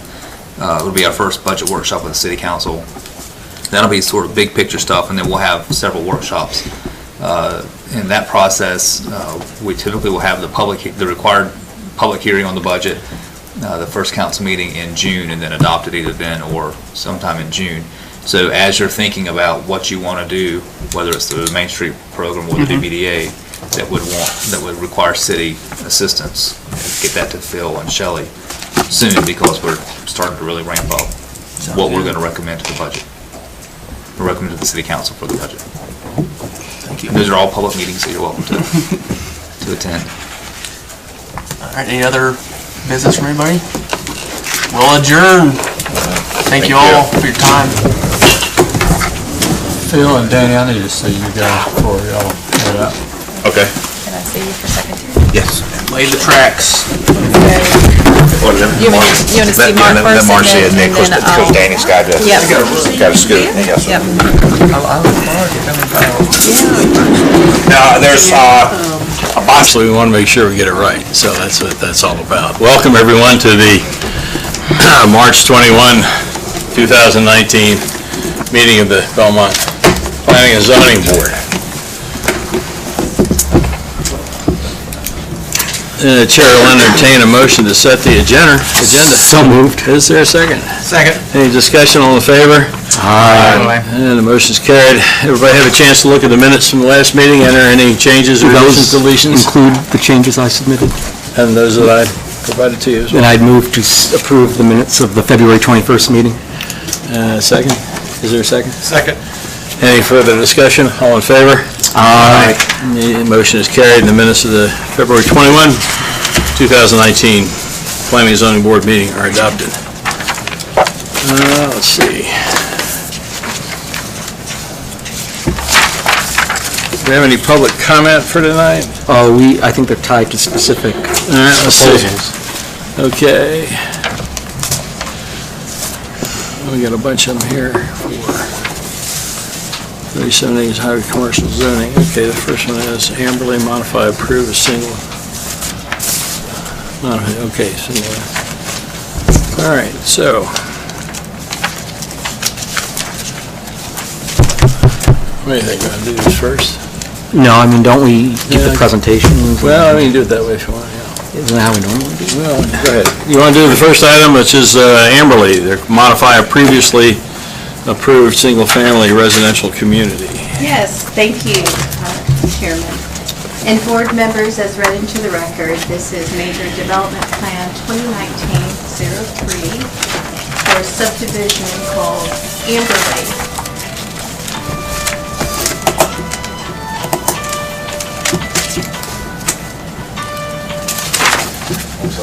It's all right. It's being recorded, we're okay. That's okay, little music session. This request is a major development plan, and just as a reminder, this board sees various types of projects and has different types of authorities. With a major development plan, it's more of an administrative review. It's not legislative, such as a rezone or text amendment, and of course, this board no longer listens to or hears quasi-judicial that goes straight to council.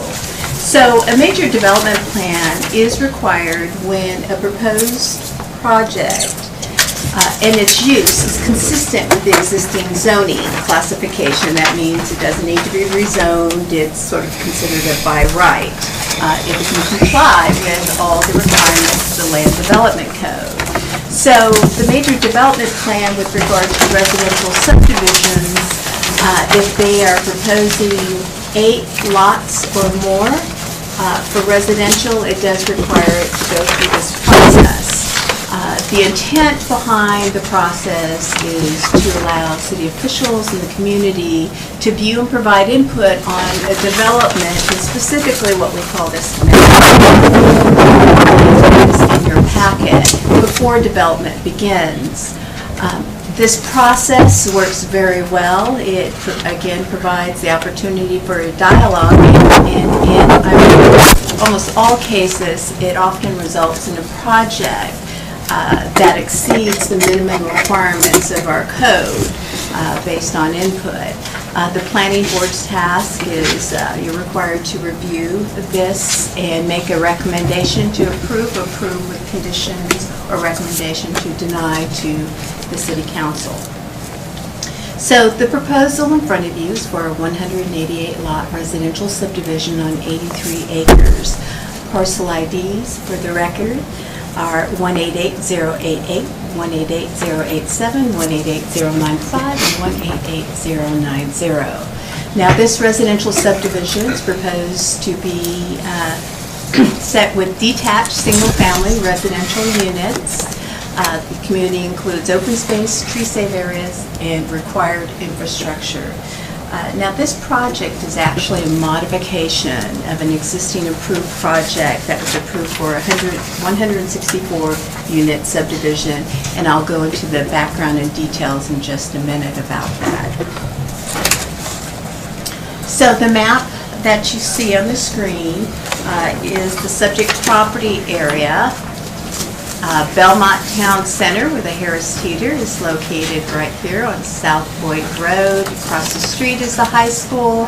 Nixon Road starts at South Point Road, runs in a western direction. And I transition beautifully right into my aerial photograph here. You can see of the subject site, and residential development surrounds this lot as well. This lot has a lot of topography. As you can see, it is a wooded lot photos of the site. One of the parcels has an existing single-family home on it, but it is abandoned and boarded up at this time.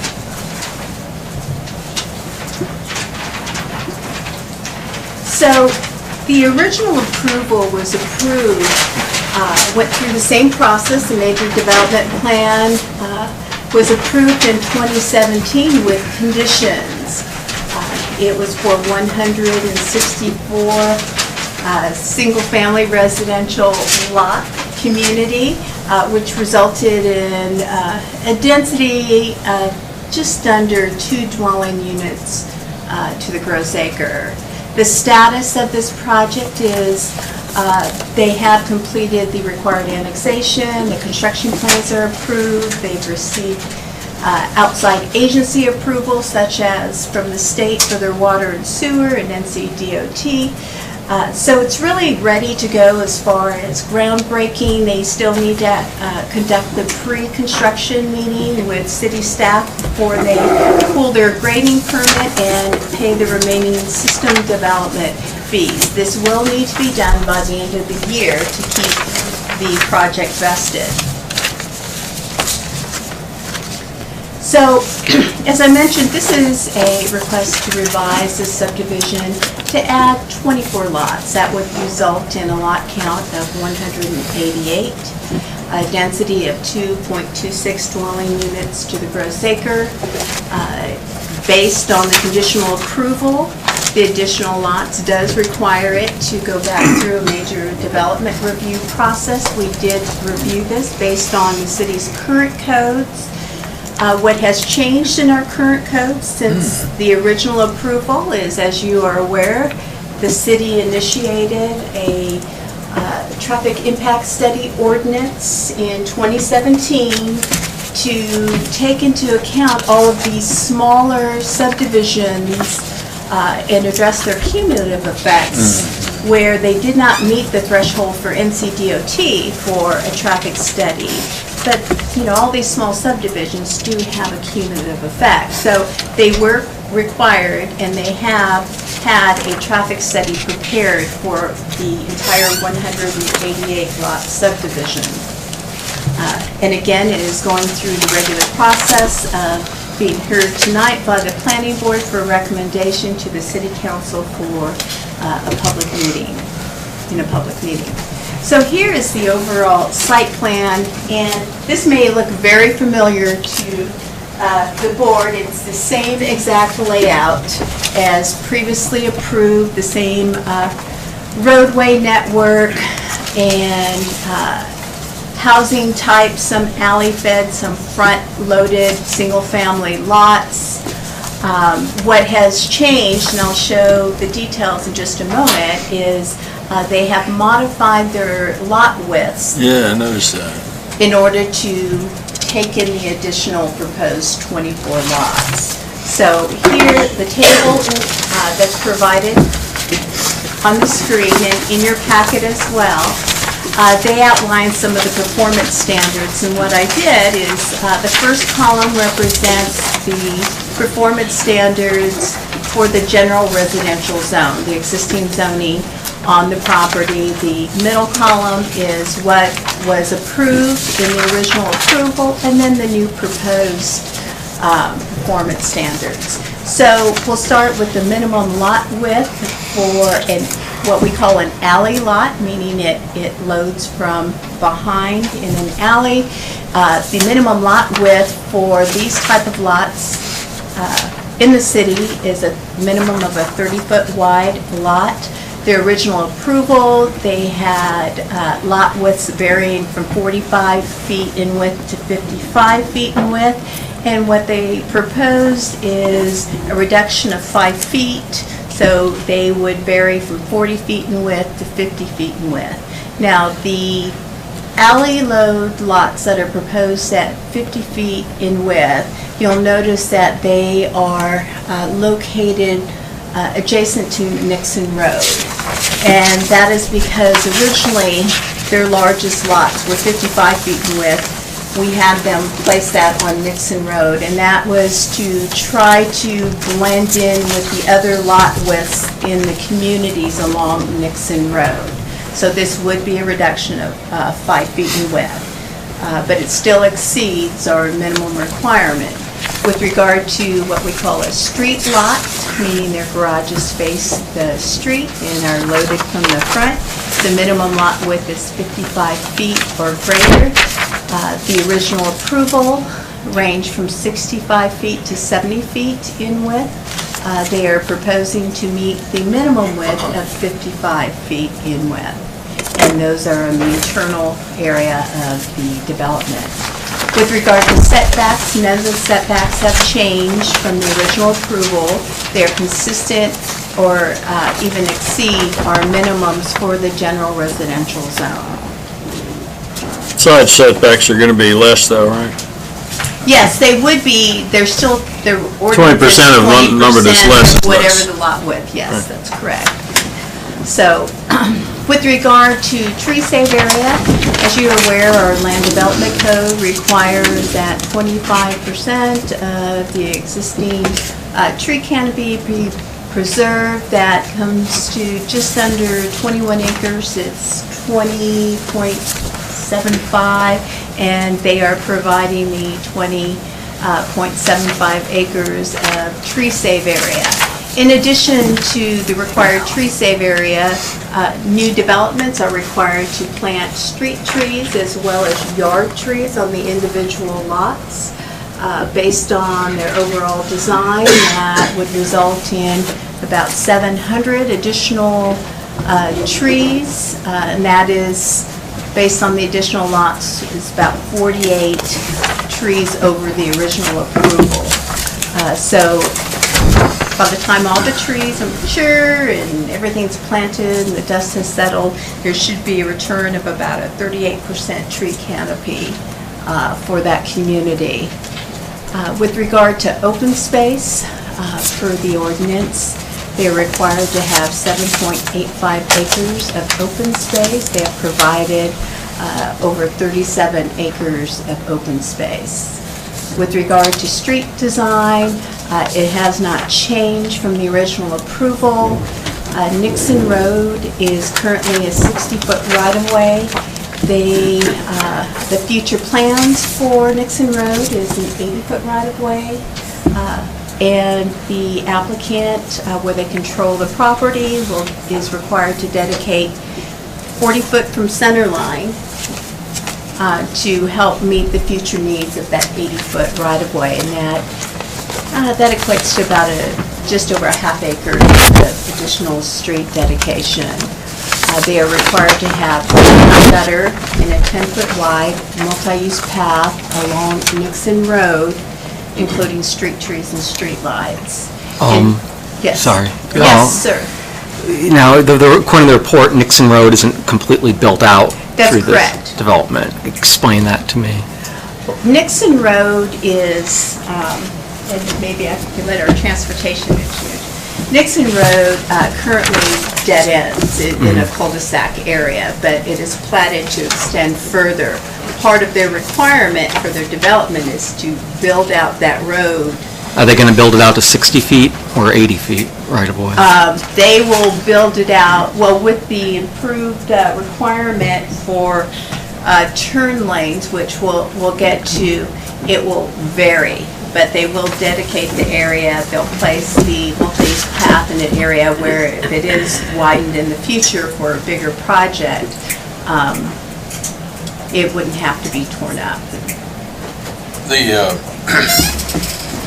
This small area plan that's coming for along the river there. Plan abuts this property. Yes, so the question is, the roads that are coming up through that, we've discussed this before, as a need to make sure that there's plenty of way for the traffic that now is clogging South Point Road. Eventually is going to be alleviated perhaps by a parallel road that goes up through the Belmont Mount Holly connector, which is supposed to run north and through south, there. and Nixon And how wide is Road that road supposed to be? Is Is that going to be a 4-lane or 2-lane or 3-lane? It is undetermined at this time. Well, I think it's on the, maybe, I'm not sure. I believe it's on the within the comprehensive transportation plan for the MPO, it's identified as a 4-lane facility. Well, if that's 4-lane and this is only 3-lane, you're gonna have a bottleneck up there, right? No, it depends on the direction of traffic and how it flows. You typically have main arterials going through maybe north-south and then smaller collector roads that intersect. So is the 3-lane designed so that there'll be 2 lanes going one way at certain times of the day and 2 lanes going the other way at certain times of the day? I don't think the full 3-lane, and we're talking about what's planned in the future, the 80-foot right-of-way. I don't think it has been completely designed at this time of what that will look like. Well, yeah, I understand it, but what we're supposed to do is plan for the future. So indicative in our name. So wouldn't the question be, is an 80-foot right-of-way, does that does it have the capacity to? Yes, that 80-foot right-of-way requirement came out of the MPO here. We contacted them, we asked what the future roadway designation for Nixon Road is. They said a 3-lane cross-section. I asked, well, what's that width? They said 80 feet. With that information, they are required to dedicate, if they own both sides of the full 80 feet or just half the side, and there's other private property owners across the street 40 foot from center line. So the right-of-way will be there for the future. Okay. Thank you. Well, yeah, I mean, because what you're getting at is there enough room to build a large enough road to accommodate the capacity going in and out? And really that's determined not by this project, but by the size of the right-of-way. Okay. And so the question would be, is the right-of-way large enough to accommodate 4 lanes or 3 lanes? Okay, well, if we're thinking 4 lanes for this project that's coming in the future, the what do you got, small area plan, right? I got that term right there. That's coming up on the east side of the South Fork River, right? If we're going to have a 4-laner there, right? The question that I have is the right-of-way in this project where that's going to tie in, right? Is that going to be sufficient to allow a 4-lane going through there, or do we not care if it's not a 4-lane at that point? Aren't they telling us we need 80 feet, and so that's what the city's doing? Yes, they said to provide Dixon Road in the future is anticipated to be an 80-foot right-of-way. We've conditioned it in the previous approval and this approval as well to comply with that. Good. The small area plan, the only thing I'll add is a small area plan. When and if that gets started, they will do a traffic analysis for the entire 1,100 acres and look at the intersecting roads to ensure that it's a network that works. Good, thank you. Okay.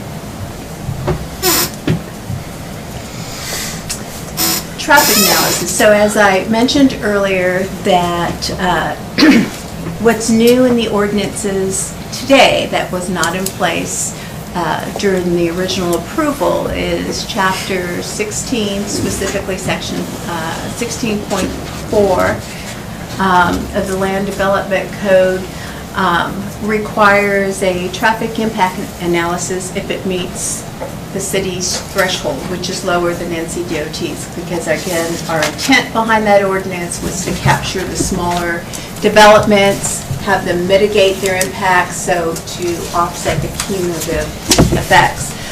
The way our ordinance is written, that the traffic consulting firm, they work for the city and not for the developer, so the city has a contract with Kimley Horn. Although they work for us, the developer is required to pay for the traffic analysis. So with that, I'll bring up Mackenzie and Keehan or Stephen Blakeney to provide the overview of the traffic analysis. And give me one moment to switch this.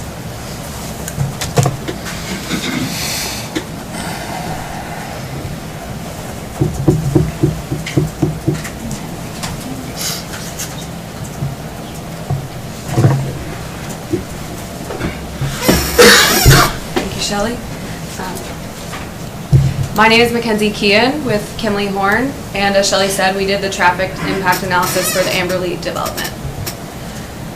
Okay, so Mackenzie, can you tell us a little bit about the traffic analysis? Yes, The purpose of the development traffic impact analysis was to evaluate and identify improvements to mitigate the traffic impacts of the proposed development and consistent with city and NCDOT mitigation requirements. The purpose is not to correct existing deficiencies of the transportation system. The site is expected to generate enough trips to exceed the City of Belmont's threshold for a traffic study. Therefore, a study was performed. The proposed development did not warrant a traffic study under NCDOT requirements, but NCDOT was involved in the TIA process. As Shelley said, this is a single-family development with 188 homes, producing 1,859 daily trips, 138 AM trips, and 186 PM trips. The build-out year for the development is 2023. On the screen, you can see our study area, which includes 4 intersections on South Point Road, which include Keener Boulevard, R.L. Stowe Road, Bellwood Road, and the South Point High School / Red Raider Run intersection. And then there's 4 intersections back beyond Nixon where the development is, and that includes Nixon at Southridge Drive and Rachel Ann Drive, and then Nixon Road at 2 of our new access points. Included in the scope of the study were 5 approved developments within the area, and those include River Mist, Belmont Town Square, McLean, Belmont Town Center, and Belmont Middle School. As you can see on your screen on the left, we have the background laneage, and that includes all of the existing laneage and the approved development laneage. All approved development laneage has been installed with the exception of the Belmont Middle School laneage, and that is included in the bottom of your screen at the Belmont Middle School intersection. To the right of the screen is the identified mitigation improvements, and that includes a southbound right turn lane on South Point Road at Nixon Road with 100 feet of storage, and 2 right turn lanes into the site at the site driveways with 75 feet of storage each.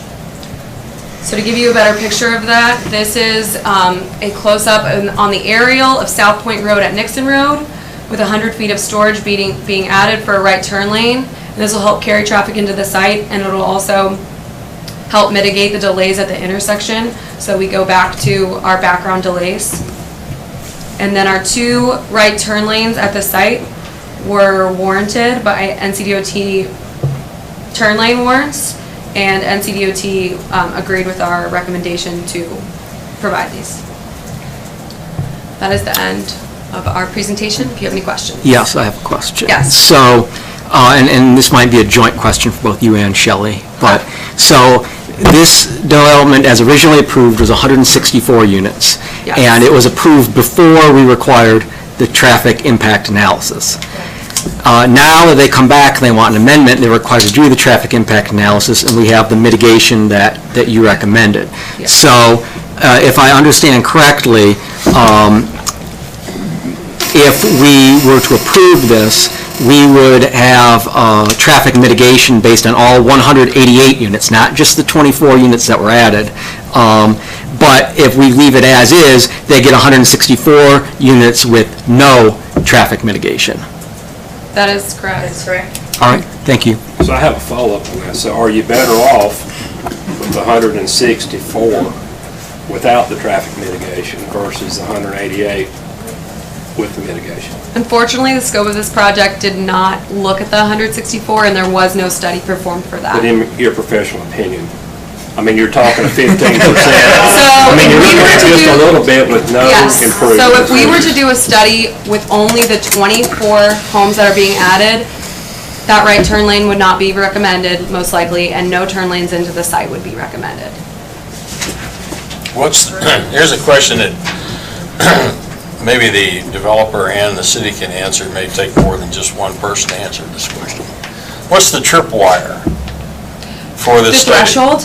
The threshold. So the City of Belmont threshold is 100 trips per peak hour. So 100 in the AM, 100 in the PM, or 1,500 daily. I got that. But obviously the number of homes, right, that is now proposed. Oh, yes. Right, there was a certain point where we had 100 what was it? 64 was the approved. 164. Mhm. Now we got 188, okay? Yes. So somewhere in there, the tripwire was tripped, okay? So my next question is, it has to do with the width of the lots, okay? What if we were to say, no, we're not going to approve, you cramming these into smaller lots, okay? Because obviously, there's, to my mind, there's no reason to have, to shorten the number of lots, except to put more homes in there, okay? So my question is, if we were to say, yeah, we're going to approve everything, but we're not going to allow you to change the width of your lots, that might decrease the number of homes, and then the question would be, do we still meet That wouldn't. trip? How would that, we wouldn't be approving anything because the whole. To clarify too, when the original approval happened, this was prior to the ordinance, so 164 may have actually tripped your threshold. Okay, that answers the question. I got it. So 164 now, that qualifies for a TIA. Got it. Yes, yes. Okay, thank you. But the follow-up on your question is, if you didn't approve the 188, does this, by coming in before here, and they decide to go back to the 164, can they still build 164 without it? Yes, that was already answered, and the answer is yes. My question. The whole thing is, this is a process. I understand. So by being in this process, that doesn't automatically kick them into, it's like going for rezoning, but it's not. They just come in and ask for a. I understand. My question is, if the lot size were to stay the same as the originally approved, okay? Then there'd be no point to any of this. They couldn't get the Well, wait a minute, they have. If we said,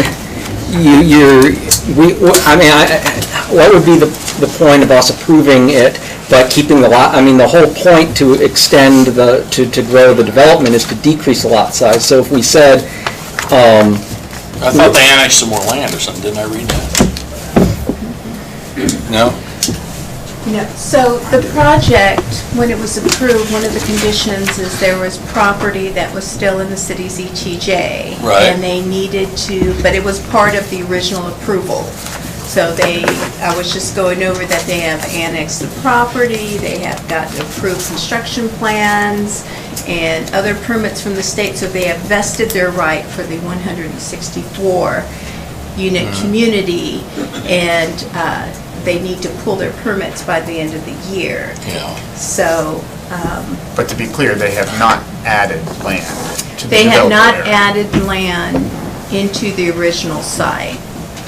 It was always a condition of approval that the 4 parcels are the same 4 parcels from the original approval. so if we were to decide not to approve that condition, we might as well not approve the entire request. Because I don't think the request is viable without that condition. That may be the case. But Shelley, I got one Yes, question. So it yes, sounds sir. to me like they're not asking for any relief, right? They're meeting code They are on meeting- everything? Is That's that correct. They still meet or exceed the land development code requirements. Just not exceeded as far as they once did. They've had close to it. Whether it's Okay. open space or everything's still the same. They're in Okay. compliance. The only thing they're proposing to do is to change the minimum lot width, or change their lot widths. Which And it's trips- still consistent with the zone. And what triggered the requirement for them to go back through the process is the original condition, which, conditions of approval, which are in your packet, is attachment B, says that it's limited to 164 unit, single-family community. If you want to change that, you had to go back, and that's why they're here tonight. So it wouldn't, I guess it wouldn't be, it would be tripped because of the date in which they're making the request. If they had come to go back to Neil's point, if they had come to us with 164 now, that very well might have tripped the TIA. That would have met the threshold. So if Yeah. it was starting today, 164-unit single-family development would trip the threshold and be required to do the traffic study. So can we take from that that some amount of the traffic study was needed even with the 164? Well, I'm looking at my transportation engineer, just because I asked him that question, can we make the assumption that whether it's 164 or 188, it's close enough that might warrant those same improvements? But it wasn't required at the time. And he's right? nodding his head, yes, so. So it's all the 24 didn't change the That traffic would be an exposed impact. factor. It just, we got it because right term. the timing. Well, not technically, because they're seeking So, benefit, but it's the right principle. So with regard to the architecture proposed, the conceptual elevations in your packet are the same conceptual elevations provided at its original approval. The single-family homes are proposed to be a mix of brick, stone, fiber cement siding as the primary cladding, with vinyl can be used as trim material. The elevations, conceptual elevations, were consistent with the guidelines of section 4.22 of the city's land development code.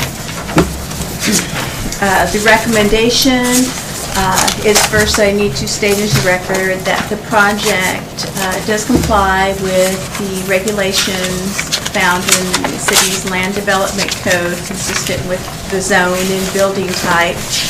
That includes the new addition of having to do the traffic study to meet current code.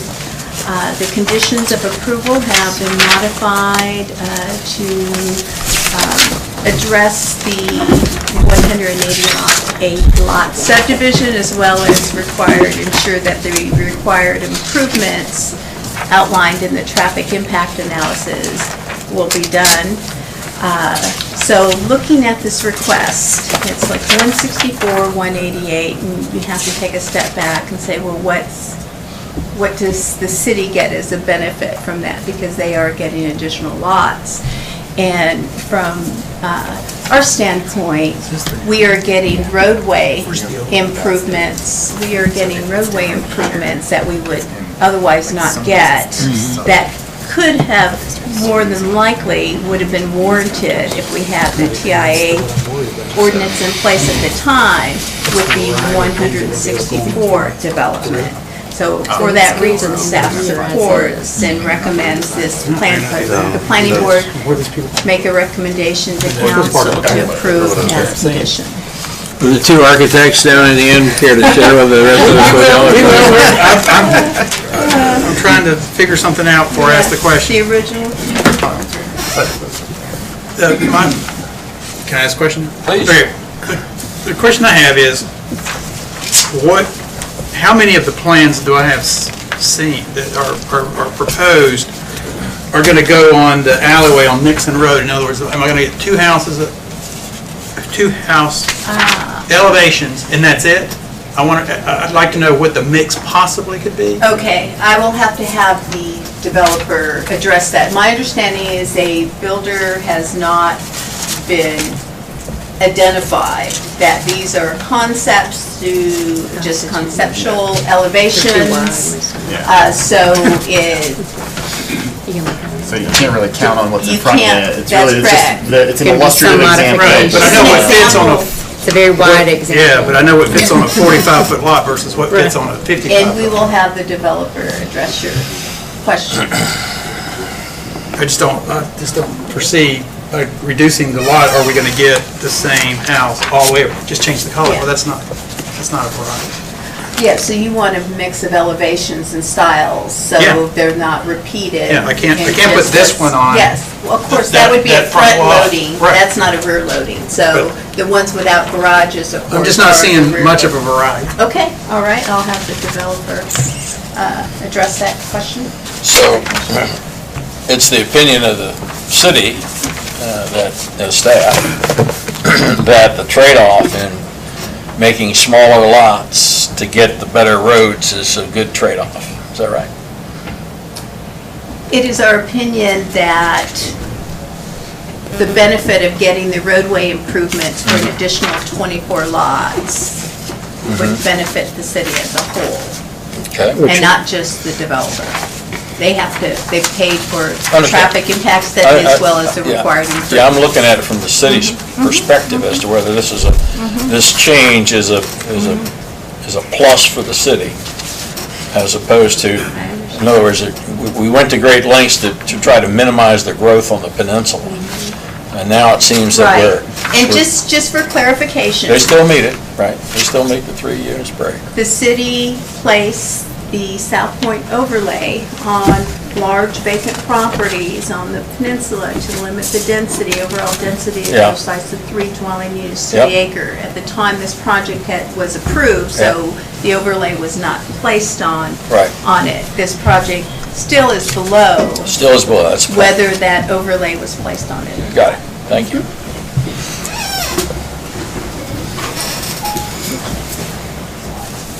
Okay, thank you for your presentation. Mr. Waters is the petitioner, so I recognize Mr., do I got the right one here? Yeah, Mr. Waters, yeah. How you doing? Welcome. Thank you. My name is Tom Waters with Provident Land Services. So good evening, board members, ladies and gentlemen. Some of my neighbors are out here, and some of the staff folks as well. So basically, I'm here to answer any and all your questions. The one that Mr. Hartley mentioned, you know, as we identify a builder, the builders in the marketplace don't want to have repetitive homes either. So they would typically have maybe 4 or 5 elevations of different homes and maybe 3 or 4 or 5 floor plans. So that's just 1 or 2 that we pulled into the package there. There will be quite a few others. What we're asking for is pretty straightforward, coming back in after the fact and wanting to make some road improvements, but we need to get a little more density. The property, because of its topographic nature and some of the development difficulties, is really a challenge, a significant challenge. In the marketplace, a homeowner typically does not perceive very much value difference between a 55-foot front entry and a 60 or 65-foot front entry home. You still have the 20% setbacks in between the homes. As it relates to the alley homes, about 5 foot less on that, again, does not have any significant market impact. And some of the alley homes are narrower even than that. If you have an alley home on a real wide lot, it almost looks out of place with too much space in between the homes. You've probably seen that before. So we just feel like this is a good balance for the community, for what we're asking. We are doing the BMPs on the site for water quality and detention and such as that. So that's BMPs, help me, best management practices? Yeah, for the stormwater storage and water quality aspects of the development. And that's basically it. But I'm here to, if some of the neighbors have some thoughts, I'm happy to answer any and all. Okay, we'll go from questions for the, anyone? Yeah. You just said you need to get a little more density in this development. Explain that to me. Why do you need that? Just the add value in terms of some more lots would be additional value in terms of the lots. The lots add are worth something. And that's what allows us to mitigate the expense of the off-site improvements, the traffic impact. Well, but you wouldn't have to undertake those improvements if you weren't seeking to add more density. Yeah, it's my opinion that the density that we're adding is beneficial and not as costly as the road improvements. All right, understand. Any other questions for Mr. Waters? Thank you, sir. Yeah, Mr. Earl from Charlotte? Yes.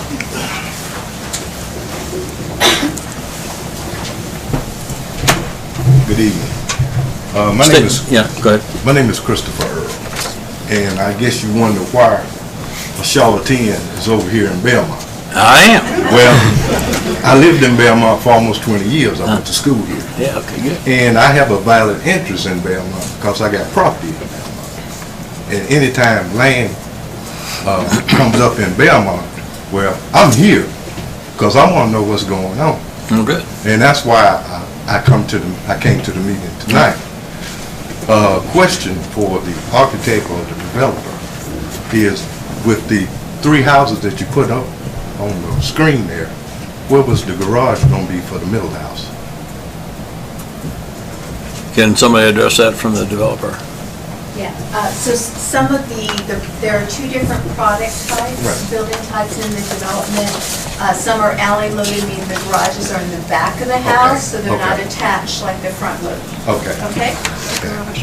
And another question I had was, I've got the clock. Tell me where Nixon Road is. I've been over here, I lived over here for 20 years, and You throw that map back up there, it's basically an extension. I want to find out where Nixon Road is. Do you know where the high school is? That's where I used to play all the time. Yeah. I never knew the name of the road. Yes, so R.L. Stowe and across the South Point Road at the high school is Nixon Road as it leads I don't know, I'm gonna in ask a for western next. direction. He might have been. That's Nixon Road. So if you're the side of the high school, yeah, that's Nixon Road. And I'll show it in the map here. Give me 1 second here to bring that back up for you. Let's see if I can get.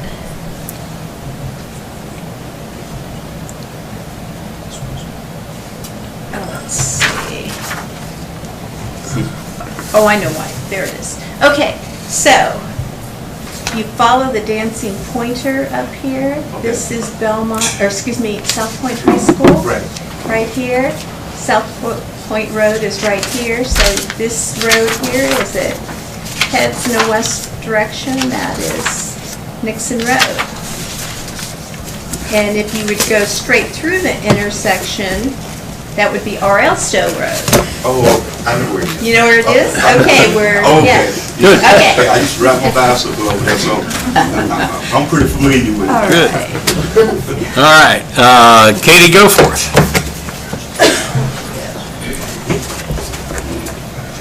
Evening. Good evening. My name is Katie Goforth, and my family and I live at 111 Creek Hollow Trail. I work as a realtor here in Belmont. I've met Mr. Waters in my backyard a couple of times through this process. To the best of my ability, I've tried reading through the traffic impact analysis related to the Amberley subdivision provided on the website. It's discouraging to me that we appear to be moving forward with this Amberley and now potentially increasing the amount of homes in the neighborhood based on the traffic analysis.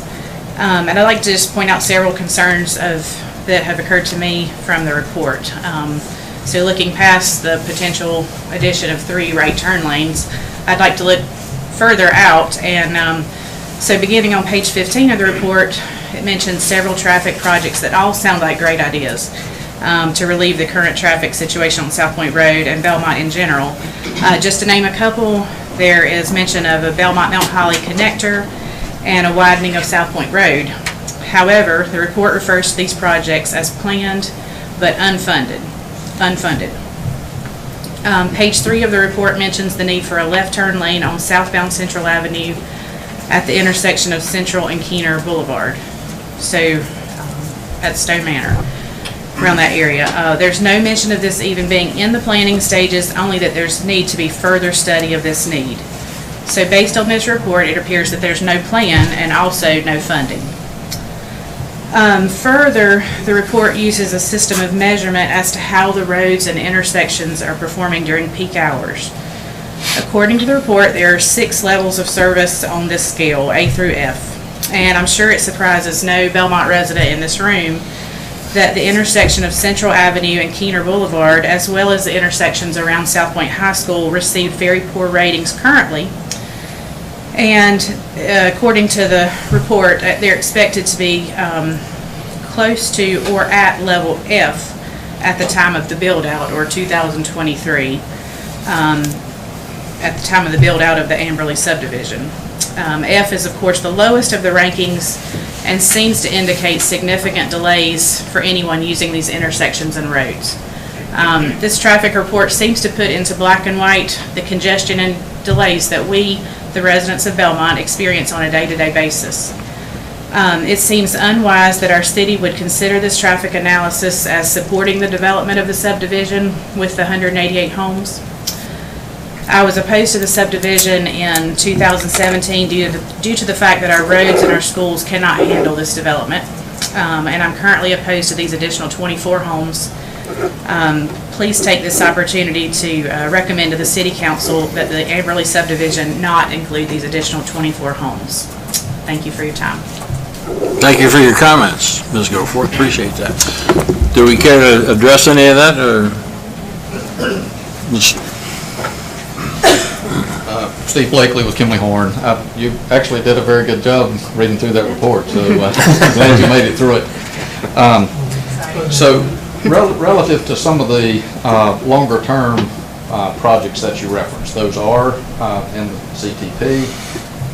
Some of them have been entered into the next round of prioritization with the state, with NCDOT. So that is the STI way, it gets into the STILT. It is a lengthy process. But those are... No money.